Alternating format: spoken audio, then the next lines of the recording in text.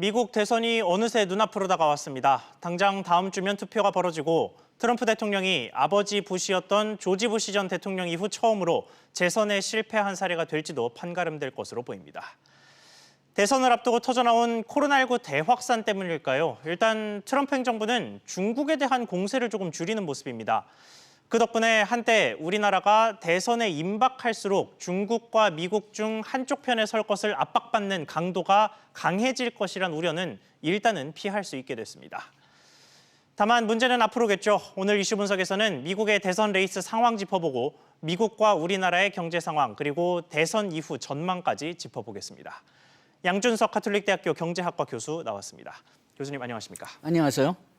대선 상황 이야기부터 좀 해보죠. 상황이 좀 혼란스러운 모습이에요. 일단 전체적인 지지율에서는 바이든 후보가 트럼프 대통령에게 역전을 한 이후에 계속해서 좀 큰 차이를 유지하고 있는데 핵심 승부처인 플로리다에서 트럼프 대통령이 재역전을 했다는 소식이 있더라고요. 이게 얼마나 영향력이 있을까가 좀 궁금한데 어떻습니까? 뭐 박빙인 건 사실입니다. 박빙인 건 사실이고 그다음에 차가 있긴 하지만은 그렇죠. 그 차가 보통 때는 그 오류 범위 안에 있기 때문에 그렇기 때문에 예측하기가 굉장히 어려운다는 건 사실이지만 지금 그저께인가요? 그때 그 신문에서 그 트럼프가 플로리다에 앞섰다 그런 뉴스를 봐가지고 그 사이트 리오 클리어 폴리틱스를 한번 들어가 봤어요. 네. 들어가 봤더니 그 27일에는 트럼프가 그 플러스 0.4%였지만은 28일에는 0% 차이가 없게 되고 또 29일에는 또 그 플러스 바이든 쪽이 좀 앞섰다. 0.5% 앞섰다고 그렇게 나오더라고요. 네. 그러니까 그 최근에 여론조사들이 어떤 그 결과를 나오느냐에 따라서 이게 민감하게 지금 반응되는 거죠. 그러니까 뭐 트럼프가 앞섰다기보다는 박빙이다. 그렇게 해석하는 게 좀 더 맞는 것 같습니다. 그리고 이거 뉴욕 시티 폴리틱스하고 비슷하게 그냥 그 여론조사를 종합하는 사이트 538이 있는데 거기를 플로리다 주에 대한 조사를 보면은 거기는 계속 바이든이 앞서 있다고 나왔어요. 그렇지만 역시 다 오류 그 범위 안에 있기 때문에 누가 이기고 있다 그거는 좀 얘기하기가 좀 어렵습니다. 그런데 확실한 거는 지금 플로리다에서 트럼프가 좀 올라가고 있다는 건 사실이에요. 그렇군요. 자, 그리고 지금 미국 대선과 관련해서 우편 투표 문제가 계속해서 이슈가 됐었어요. 사실은 트럼프 대통령이 이슈를 좀 만들었다고 볼 수도 있을 것 같은데 우리나라 같은 경우에는 이 사전 투표가 많이 이루어지면 젊은 층이 투표를 많이 한 걸로 간주를 해서 뭐 민주당이나 이 진보 정당 쪽에게 더 유리한 결과다라고 흔히 해석을 해왔는데 뒤집힌 적도 몇 차례 있었죠. 미국에서는 이 사전 투표, 우편 투표를 어떻게 해석을 하고 있습니까? 일단 트럼프 이전에 보면은 과거를 본다면은 특별히 어느 쪽에 유리하지 않았다. 좀 유리하다면은 공화당 쪽에 조금 유리했다. 그렇게 생각을 하고 있었어요. 네. 왜냐하면은 이 그 우편 투표 같은 걸 쓰는 가장 많은 사람들이 은퇴한 사람들이거든요. 너무 나이가 많이 드셔가지고선 그 선거장까지 가기가 어려운 분들. 그런데 그렇게 나이 많은 분들은 공화당을 찍기가 좀 더 유리하니까 그래가지고 좀 공화당에 좀 그렇게 뭐 차이는 나지 않지만 그래도 본다면은 공화당 쪽이 좀 유리하다. 그렇게 생각을 하고 있었는데 이번에 들어와서는 트럼프 대통령이 하도나 그 우편 그 투표에 대한 어떤 의심을 심어놨기 때문에 그렇기 때문에 공화당은 압도적으로 그날에 투표를 하겠다고 나오고 있어요. 그렇게 되니까 지금 그 사전 투표를 한 사람들, 우편 투표를 한 사람들의 통계를 보면은 50%가 민주당 소속입니다. 그 다음에 공화당 소속은 한 30% 정도밖에 안 돼요.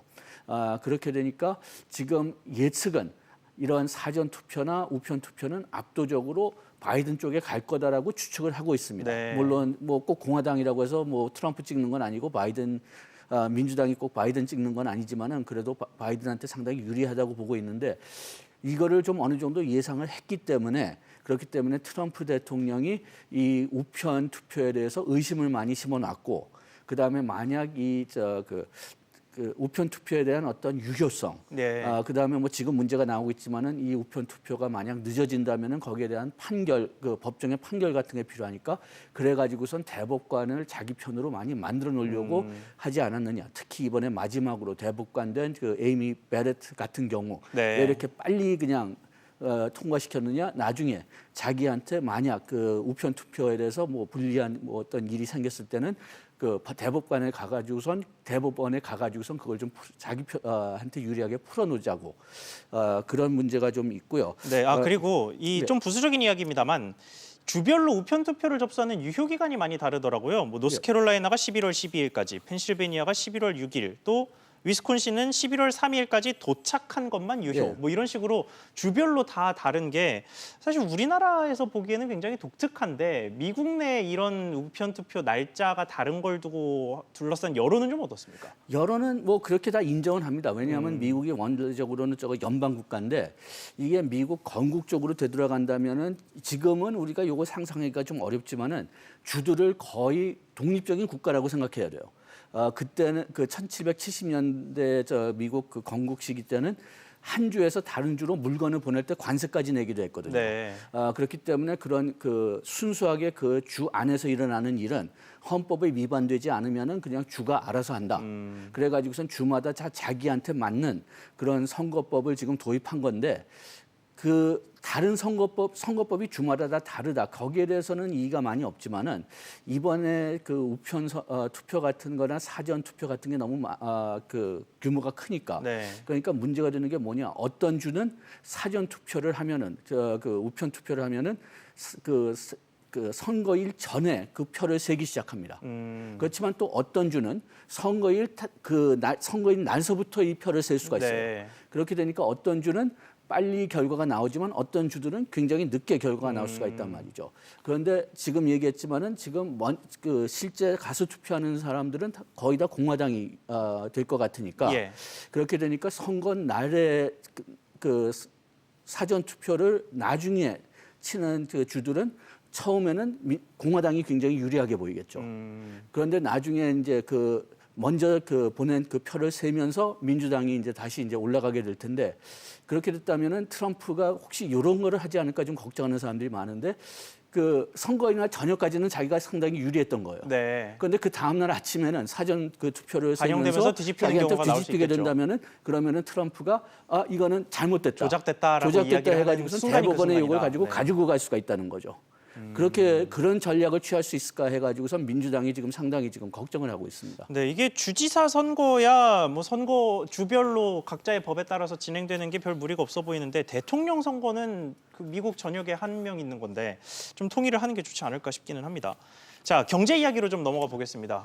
미국의 GDP 성장률이 나왔는데 3분기에 33.1%를 기록했어요. 이게 통계 집계 이후로 최대치라고 하더라고요. 예, 요거를 이게 33%는 그거는 연별로 계산한 거고, 그다음에 분기별로 요걸 환산하면은 플러스 7.4%입니다. 7.4%니까 요게 그래도 2차 대전 이후에 가장 높은 분기별 성장률이라고 하더라고요. 그렇게 해서 트럼프가 굉장히 많이 지금 트위터를 통해서 자랑을 하고 있는데 그렇지만은 아직까지도 2019년 말을 비교한다면은 미국 경제가 한 3.5% 축소된 상태입니다. 네. 그리고 그 일자리를 본다면은 일자리는 아직 한 반 정도밖에 회복이 안 됐어요. 그래가지고선 아직까지 미국 경제가 완전히 회복됐다고 보기는 좀 멀었고, 그 다음에 GDP가 좀 높게 나온 이유를 본다면은 소비가 굉장히 많이 늘었어요. 특히 상품에 대한 소비. 그래서 지금 이 코로나 독감 때문에 그 미국 경제가 타격을 받았지만은 그게 고소득층하고 저소득층하고 다르게 타격을 받았어요. 네. 고소득층은 뭐 집에서 계속 인터넷을 통해서 일하니까 뭐 어떤 뭐 소득의 차이나 그런 거는 별로 없었고 그러니까 타격을 비교적 덜 받았죠. 그렇지만 저소득층은 해고되거나 아니면은 그 소득이 상당히 떨어졌기 때문에 그렇기 때문에 상당히 좀 문제가 어려워지고 그 다음에 대면 서비스가 지금 회복되지 않고 있습니다. 그러니까 식당 아니면은 집 청소해 주는 것 뭐 그런 것들이 크게 타격을 받았는데 그런데 거기서 종사하는 노동자들은 거의 다 저소득층이거든요. 네. 우리나라에서 벌어지는 소비 지형의 변화가 미국에서도 벌어질 수도 있겠네요. 그렇죠. 그러니까 지금 그런 대면 서비스가 지금 회복되지 않기 때문에 지금 상당히 차별적으로 지금 그 코로나 독감에 영향을 받고 있고요. 그렇게 되니까 고소득층은 지금 어떻게 하느냐? 자기네들이 집에 이제 머물러야 되니까 좀 더 큰 집을 사자. 또 집에 좀 가구들을 좀 좋은 걸로 바꾸자. 또 인터넷 생활을 해야 되니까 뭐 우리나라도 이득을 받지만 컴퓨터를 더 산다. 그래가지고선 이번에 GDP 회복에 그 많은 역할을 한 게 이 상품의 소비. 그래서 상품의 소비 때문에 이렇게 경제가 좀 그래도 이번에 7.9% 됐다고 보고 있습니다. 알겠습니다. 자, 그리고 미국이 사실 꽤 최근까지 중국에 대한 공세를 좀 멈추질 않고 있었는데 이제는 조금 가라앉았다고 해야 할까요? 약간 물밑으로 갈등이 가라앉은 모양새여서 중국이 그 덕분에 오중전해를 잘 마쳤고요. 그런데 중국은 그 와중에도 뭐랄까요? 극미라고 해야 할까요? 뭐 미국에 대한 의식을 굉장히 많이 한 정책들을 내놨어요. 그래서 대선 이후에 누가 될지는 아직은 모르겠습니다만 미국 대선 이후에 미중 갈등 상황은 어떻게 재편이 될 거라고 보십니까? 미중 갈등이 좀 갈등은 계속 될 거지만은 그 성격이 좀 약간 달라질 거라고 봅니다. 예. 트럼프는 거의 그냥 무역에만 신경을 썼어요. 그래가지고는 인권 문제 같은데 신경을 썼다면은 통상 문제 압박하기 위해서 인권 문제를 썼죠. 그러니까 위구르족이나 아니면 홍콩 문제를 그 자체로는 그렇게 신경 쓰지 않았지만은 중국을 좀 그 미국 물건을 더 사달라 그렇게 압박을 할 때 썼는데 바이든은 좀 더 원칙주의가 될 것 같습니다. 네, 인권 문제를 좀 적극적으로 건드릴 거라는 좀 더 얘기네요. 적극적으로 하고 그다음에 그 동맹국들을 좀 더 적극적으로 활용하고 국제기관들을 좀 더 활용하고요. 그래서 또 트럼프 행정부에서는 중국 정책을 맡은 사람들이 우리가 생각하는 어떤 패권주의를 맡은 사람들인데. 바이든 행정부는 좀 더 원칙주의를 추구하는 것 같습니다. 그러니까 뭐 중국이 잘 돼도 상관없다. 다만 국제 규율들을 다 지켜라. 그렇기 때문에 그 중국에 대한 압박은 계속 될 거지만은 그 성격이 많이 달라질 것 같고 또 만약 바이든이 된다면 그런 면에서 봤을 때는 꼭 미국이 꼭 우리 편이 돼야 된다. 그런 압력은 조금 좀 줄어들 것 같은데 그 대신 인권 문제 같은 데에 좀 합류해달라. 그런 그 압박은 좀 더 강해질 것 같습니다. 그러니까 같은 편에 서라는 압박의 주제가 경제 면에서가 아니라 뭐 좀 더 포괄적인 인권 면으로 좀 면이 될 바뀔 수도 거죠. 있다라는 예. 거네요. 그런데 한국은행에서 관련돼서 며칠 전에 보고서를 하나 내놨는데요. 미국 대선에서 누가 되든 간에 우리에게 가해지는 양자택일의 압력은 더욱 강해질 것이다. 이런 식의 우려 섞인 전망이 나왔어요.